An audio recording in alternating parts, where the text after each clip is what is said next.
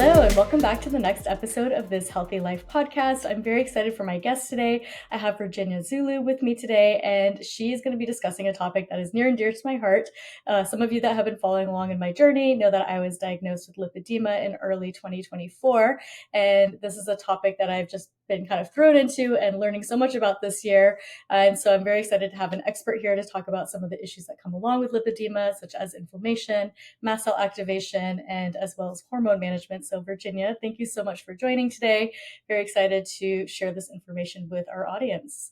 Thank you, Erica, for having me. Yeah, absolutely. So I'd love to start with a brief intro, sharing a little bit about yourself and what your work and practice looks like and how you got into this space. Okay, so I am a nutritional therapist. I'm also a lipedema lady or a lipedema warrior, and I am also a nutritional therapist who sees lipedema clients worldwide. So I help lipedema clients all over the world to manage their lipedema. I won't say cure because there's no cure, but manage their intervention and the other issues that sometimes come along with lipedema too. So I do specialize in inflammation, so inflammatory conditions too. I see other clients as well as lipedema. And my biggest passion, yes, is the immune system, inflammation, and gut health. So these are my female requirements, yes. But type of picture of inflammatory conditions, yeah. Okay, great. So let's start with a little bit of a breakdown because I've been sharing bits and pieces about lipedema, but I'd love for you to share kind of an overview on like what lipedema is and what kind of conditions and issues it causes in the body. So lipedema is adipose tissue disorder. So adipose and connective tissue disorder that causes abnormal distribution of fat. So mainly you see the typical pear-shaped lipedema body where you have very skinny waist and a disproportionate lower limbs where they can be swollen. You often have a cankle, or I don't really like that term, but you have a swelling of the ankle that breaks your calves from your feet. And you can really see like the ring, pain, swelling, and sometimes fibrotic tissue. It depends on the stage of lipedema where you actually see the little nodules and feel them. But pain it's the most predominant symptoms most ladies will experience. And also difficulty losing weight and difficulty sticking to any exercise as well, because not all exercise will suit a lipedema body, so it gets more inflamed. It's very challenging. It's a very challenging and frustrating condition. And it's now not so misunderstood because now it's definitely more talked about. And there's more research coming out. But it is inflammatory condition in its nature. So yeah, it's crazy to think that I think the stat is 1 in 11 women have lipedema, and so many of us get gaslighted by our doctors and just work out more, eat less, or you're overeating, and maybe it's your hormones, but they're not really kind of diving deep to see what that underlying condition is and that there might be another root cause for that. So I mean, it took me, I think I was on an 8-year journey before I finally figured out what lipedema was, and I was going to doctor, and just no one even brought it up until one day, one of my doctors that was giving me an IV actually brought it up because my arms were so swollen. And she's like, I think you need to get checked out for this. And that's the only way I even got started on this whole journey, knowing what it is. So, and I know there's some countries where the prevalence is even higher than others. And so that's one thing I kind of want to talk about. So, obviously it starts off as a genetic condition, and then there's a lot of layers on top of that, right? So there's hormonal issues that can arise, inflammation from different causes. So what's kind of the kickstart or the trigger that kind of gets lipedema started, and at what age do you start to see symptoms in someone? Well, generally it's estrogens, so it's puberty. It triggers in hormone changes, so puberty and pregnancy and menopause. Menopause is a big one, perimenopause more so, and so these strict changes in hormones, particularly estrogens. So you see a lot of women that don't really have it in puberty, and then they develop it, for example, after pregnancies, and then it really explodes. Or some women that didn't really have much all their lives, and then in perimenopause, boom, it just explodes, and um, it didn't really affect them as much. You see a lot of different presentation in lipedema. So, but it is hormone that makes the fat grow. So estrogen makes adipose tissue grow, and then it can promote inflammation as well. So these are two components, but it's hormone. It is hormone driven because um, what really affects lipedema is the fluctuations in hormones. So that's obviously the 3 times of a woman's life, the big fluctuation. Yeah. So Yeah. So if you know you have lipedema, say you find out at a younger age at puberty and you haven't really had too much lipedema growth yet, and then you're worried that maybe once you are pregnant or enter perimenopause, is there something you can do to work on balancing your hormones ahead of time to maybe prevent this from blowing up, or is it just something that's going to happen and you're going to have to deal with lipedema once it kind of takes over? no, you can do a lot. So the earlier you get diagnosed, the better. Because Mhm. like I would work with all age groups. So I worked with teenagers that are already starting, to see some signs of lipedema, and then I work with postmenopausal women. So I work with all age groups with lipedema. And I do find that the diagnosis, when it comes early in life, especially in the teenager, well, obviously from puberty, it really helps to manage the condition long term, because obviously we know that the pill is not the best hormone. Any hormones anyway are not great for lipedema. So then okay, what can I use instead of, for example, the pill? But I know the women, unfortunately, that got diagnosed later on, they might have used hormones. They might have used things that didn't really make their lipedema any better. Actually, could make it worse. But yes, food wise, is an anti-inflammatory diet. So the earliest you can follow the diet is the one that is going to help you most, because it's the one that keeps symptoms at bay and the one that keeps the inflammation at bay. And based on that movement, but the right movement for your body. Because we're all different, and we could say, running, but I do see some big ladies that run successfully, for example. So it depends on a lot of factors. Then you asked me for comorbidities. So comorbidities, unfortunately, you have a lot of hormonal problems. You have thyroid issues. We have endometriosis. We have adenomyosis. We have ANCAS, which is becoming more prevalent amongst lipedema patients now. So there's a lot of other things that can come with lipedema, but so much we can do if we just get the diagnosis early. Mhm. Um, Yeah. yeah. And know what it is that we're dealing with. And then what about HRT? I think that's a very popular thing that's gaining more popularity as women enter perimenopause and menopause, that they're using hormone replacement therapy. Do you find that that is helpful for women with lipedema, or is that something that they should stay away with because anytime you're kind of adjusting hormones and messing with them might cause more growth or might cause more issues? That's a very interesting question, because as we come to low estrogen for women in general without lipedema, they will experience weight gain, because estrogen in good level, and the anti-inflammatory type of estrogen, actually promotes healthy body weight. So women in their, for example, in their menstrual cycle, that's why the first 2 weeks of their cycle, they don't have swelling, they're not that hungry, and they balance the blood sugars really well, and that loss of estrogen can affect weight gain. So some women find that dosing in a small dosage of HRT can actually help. But I would always check the estrogen before you go on HRT. And with lipedema, I would always microdose. So small amounts of estrogen, see how the lipedema body reacts, and slowly build up. But I wouldn't go on a standard HRT regime. So well, that can affect the lipedema, yes. So slow, and see if you really need HRT or not. So Mm-hmm. Mm-hmm. And then are there any alternatives for helping to balance your hormones instead of doing HRT? Like, are there certain supplements that can be helpful that don't cause more lipedema growth, but can help kind of balance you as you're going through changes in your life? yes, so many good supplements. So like Google, all the nervous system balancing supplements as well, because then women start to get more anxiety. So the nervous system gets affected, and that can also affect, because the more cortisol they have, the more weight we're going to put on, and the more weight we stay on.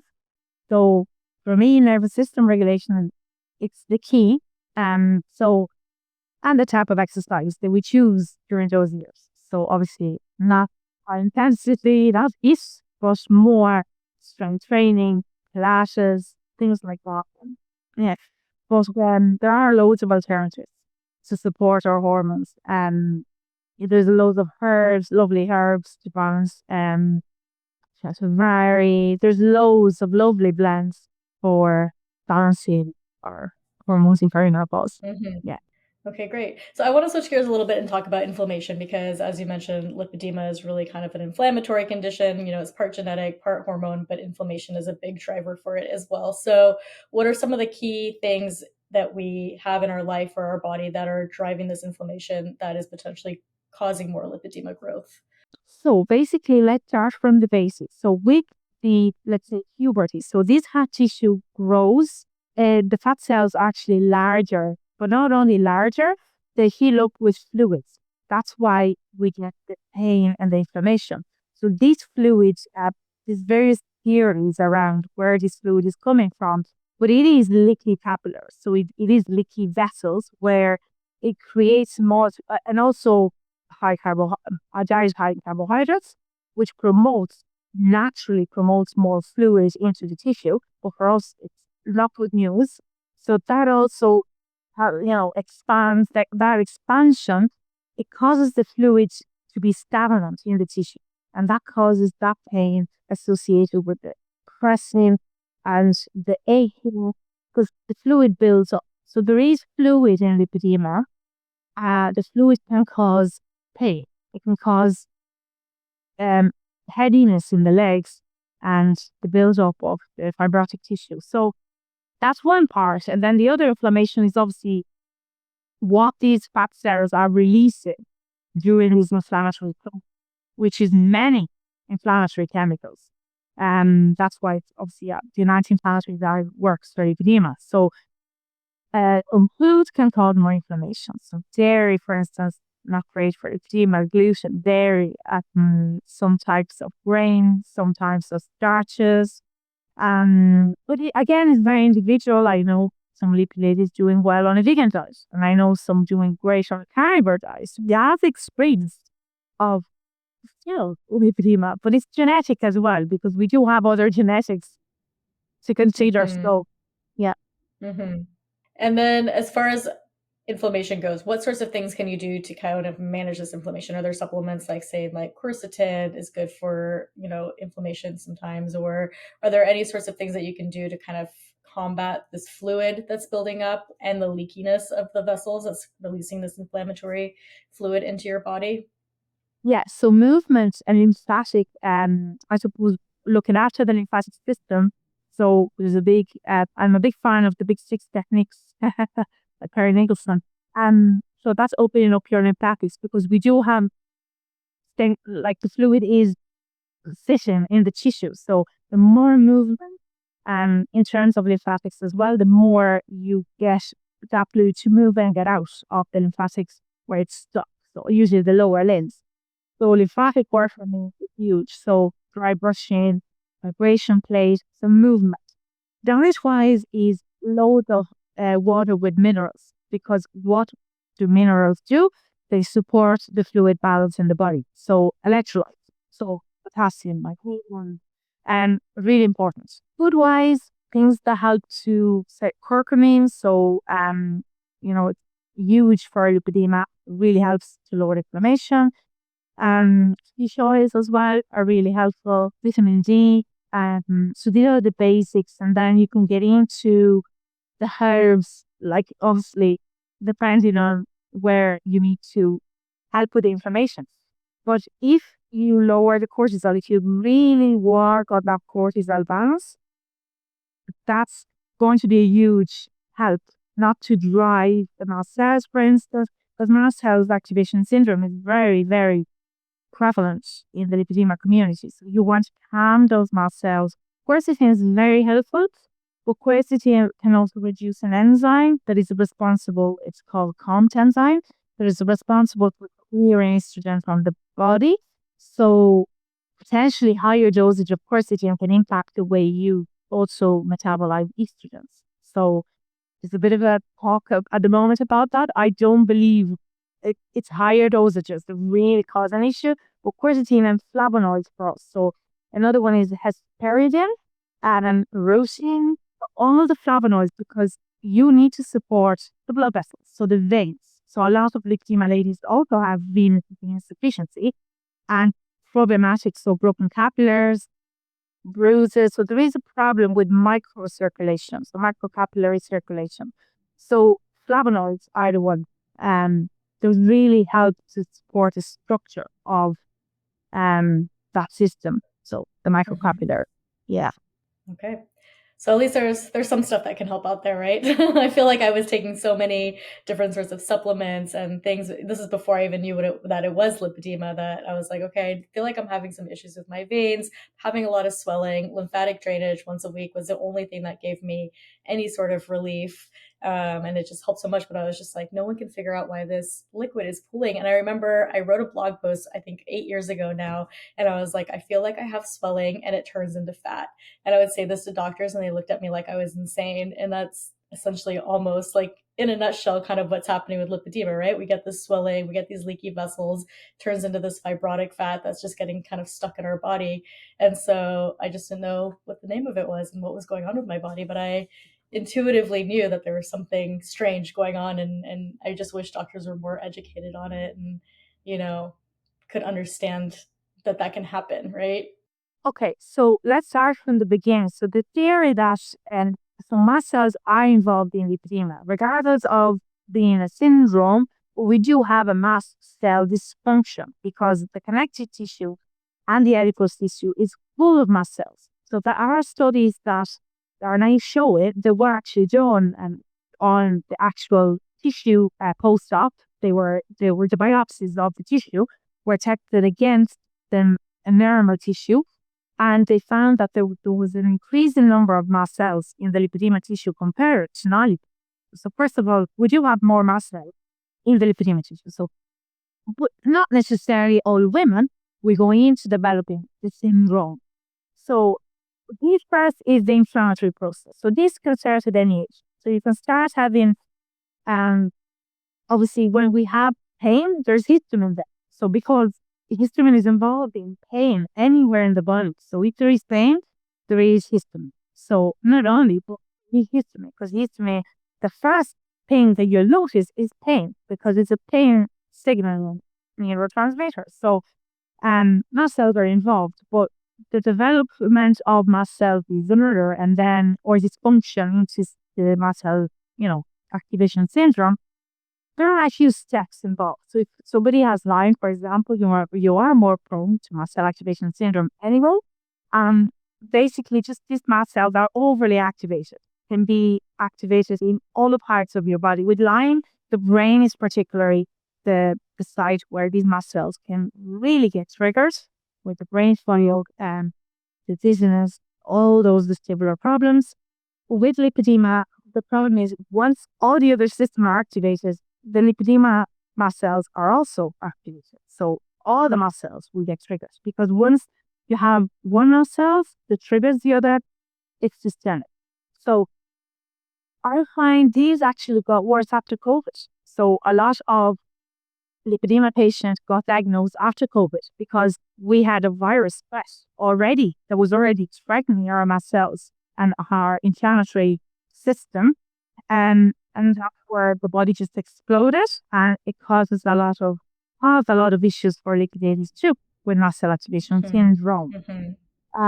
It's But the interesting you say that problem because is I've only had COVID once, and I did notice that my inflammation went up a lot higher, and I did have like some extra growth. It took about 2 months to kind of calm down, but I definitely felt like it was. You have these moments where it just kind of grows out of control, and then other moments where it's kind of mellow, and you're like, okay, I'm getting ahead of this. Like I'm not gaining weight, but there's other times where it just grows uncontrollably, and I did notice that was a thing. So I knew it had something to do with inflammation.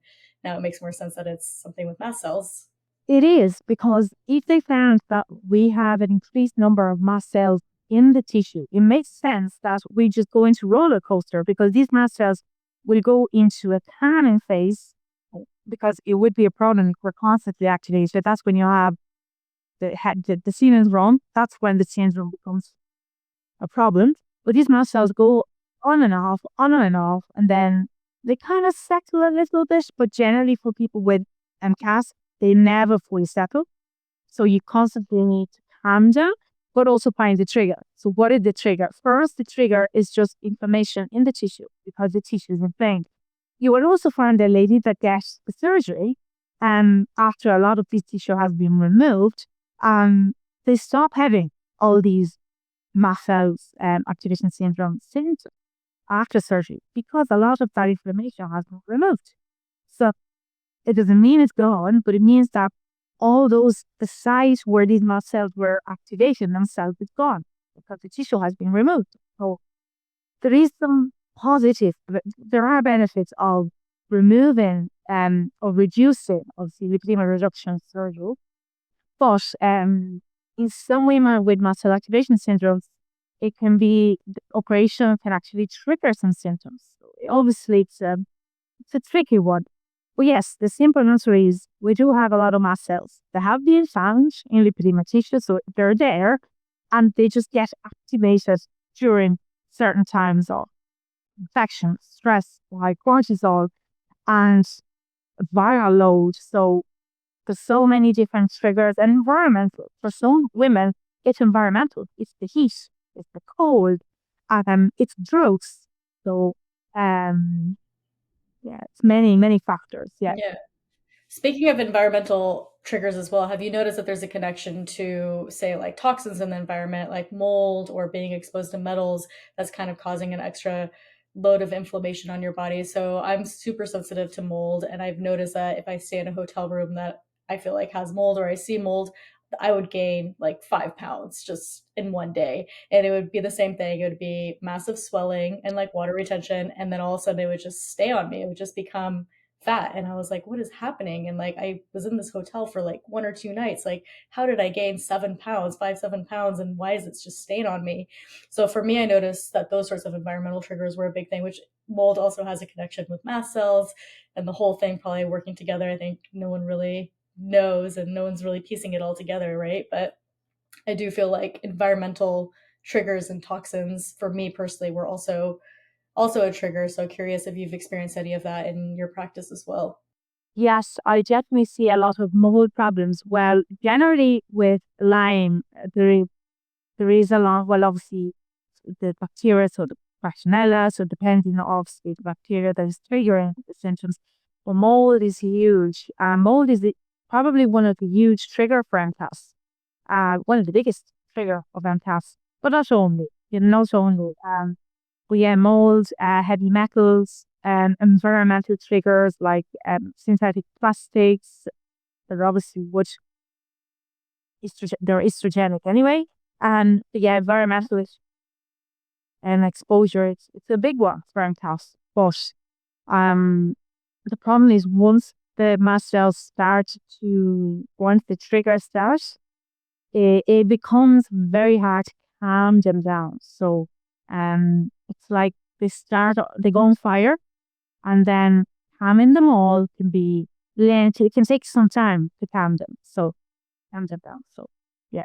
So, in someone that has lipedema, what does mast cell activation look like for them? What sorts of symptoms might they experience, and how do they know that's being kind of coming from the mast cell activation?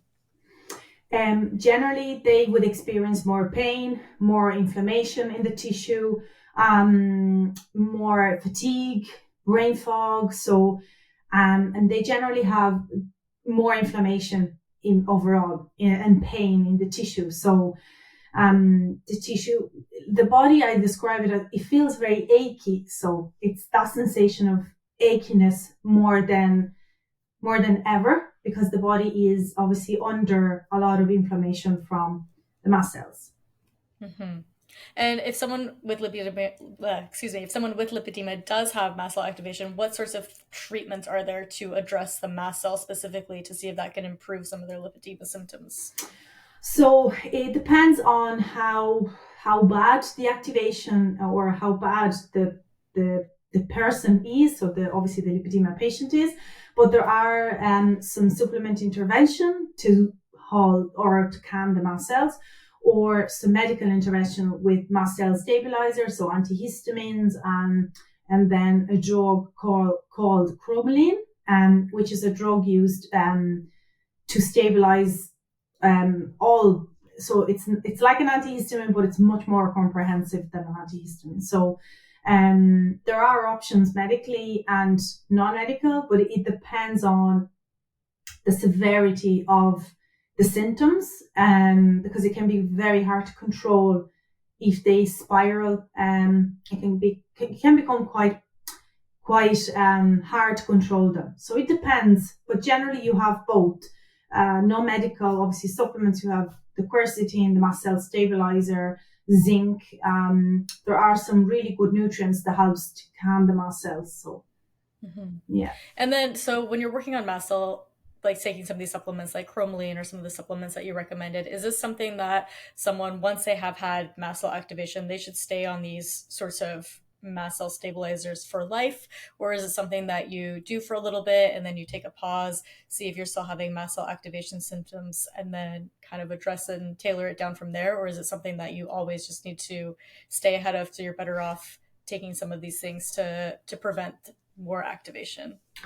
Generally, if someone has mast cell activation syndrome, you would be on some sort of antihistamine or calming medication for life. But it can, I suppose the dosages can vary then. It depends on the symptoms, so you can lower them, but I don't believe you'll be able to fully eliminate the mast cell stabilizers such as antihistamine, cromolyn, or there's different ones depending on the blockers. But they're also very safe medications. So, but yeah, more than likely you would be on some form of mast cell stabilizer, and you also need to work on the trigger. So you also need to make sure you're not triggering the mast cells. So looking at the triggers, and obviously not just stabilizing them, but finding the cause of the activation is really important. So, yeah. And what are some of those causes? Are those some of the things that we talked about already, kind of those environmental triggers, the hormonal triggers, the cortisol? Are those kind of the big, and then inflammation, obviously, like if you get an infection or virus and things like that, are those kind of the main triggers that you need to be aware of? Or is there anything else that you should be aware of as well? Surgeries sometimes can be a big trigger, because you are obviously cutting a tissue. So surgeries, any surgeries, it really depends on how the body responds. Anesthesia can be a big trigger. Anti-inflammatories, non-steroid anti-inflammatory drugs, viruses being honestly one of the biggest triggers.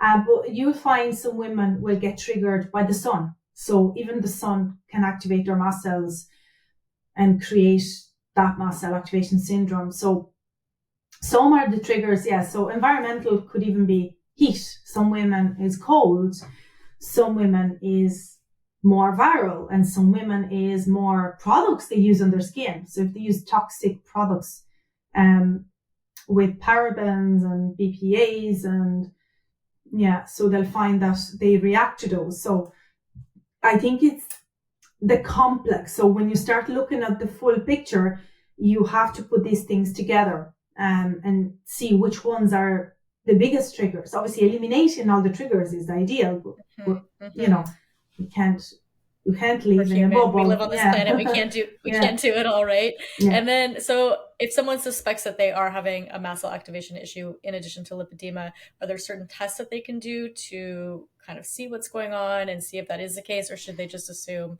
hey, I'm pretty sure this might be mast cell, and maybe just start taking some of these kind of prophylactic things like the antihistamine or some of the supplements that might help that, and see if that makes a difference?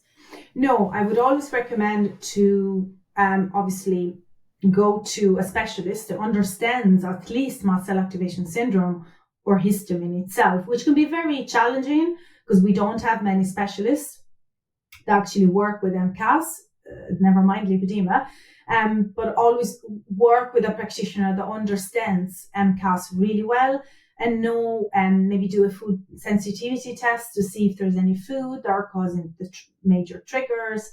Do a urine test to see if there's any mold. So I will, if it was, obviously I do work with MCAS clients. So my first line of work would be on the triggers. So look at the hormones, then look at the environmental toxins. So do a mold test, and then look at everything that could be impacting the mast cells. And then obviously medication wise is your physician. So they work with the stabilizers, and they also work with the lifestyle factors.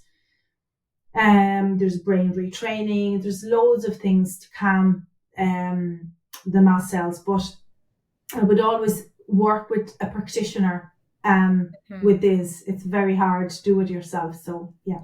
It seems very complicated and lots of moving parts that you have to kind of take a look at and figure out and see what's best going to help you instead of triggering more mast cell activation, right?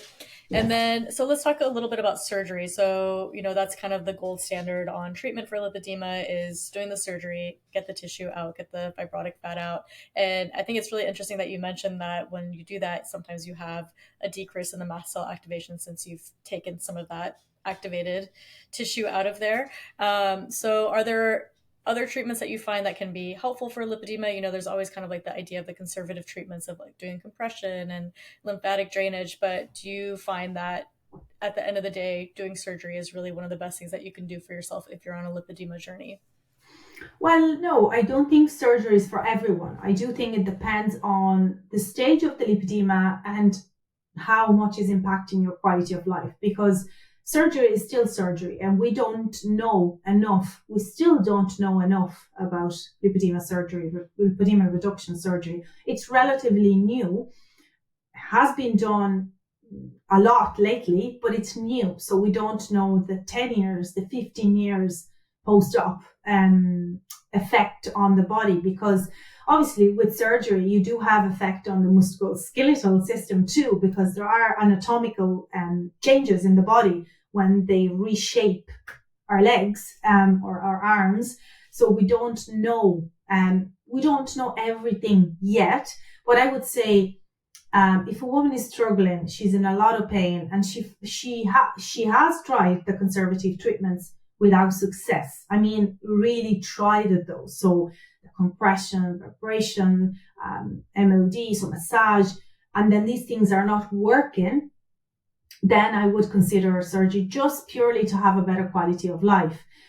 But that doesn't mean that all lipedema patients must have surgery. Some, in fact, can actually manage quite well without surgery, because the tissue can still grow with surgery. So you remove some of the diseased tissue, but you're not removing the disease. The disease can still grow back. So that's important to mention, that it's not gone. To manage all the other things, yeah, and make sure you're not having a flare of mast cell activation that's growing it, or whatever your triggers were that were growing it, really managing that.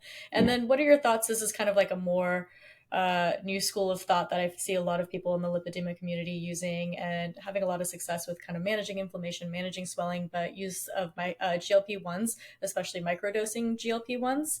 What are your thoughts on that for kind of managing some of the growth of lipedema, or post-op as well, making sure you don't have regrowth? Yes, I've seen some really positive stories on GLP-1s, both on microdosing and normal dosing.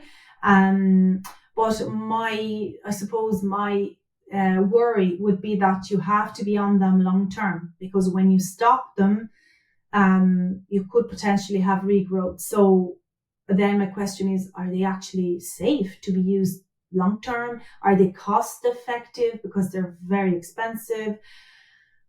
So yeah, I do see the benefits, but I think we need more of an understanding as to why are they actually working so well. And could we trigger the GLP-1s naturally then, which is possible with conservative treatments, diet. Obviously, you're not getting such of a strong effect as the medication, but so yeah, it's an alternative, I suppose, for women. But my question is, when you stop them, what's happening when you stop? What happens? So, Exactly. yeah, you're going to gained everything back, and get the pain again. So it's hard. Yeah. Mm-hmm. Amazing. Well, thank you so much, Virginia. This has been super informative, super helpful. I hope this helps other women on their journey, whatever stage of it they're at. If people want to find you online or work with you, what's the best way to find you? I'm on social media, Virginia's Health Corner. I do have a website as well, so www.virginiashealthcorner.ie. I'm based in Ireland, but I work with clients all over the world, including the US. So I'm Amazing. reachable. Yeah. Awesome. And we'll go ahead and link to everything as well so people can find you and follow you online as well. Thank you very much for having me. Yeah, thank you so much. It was great having you. Thank you.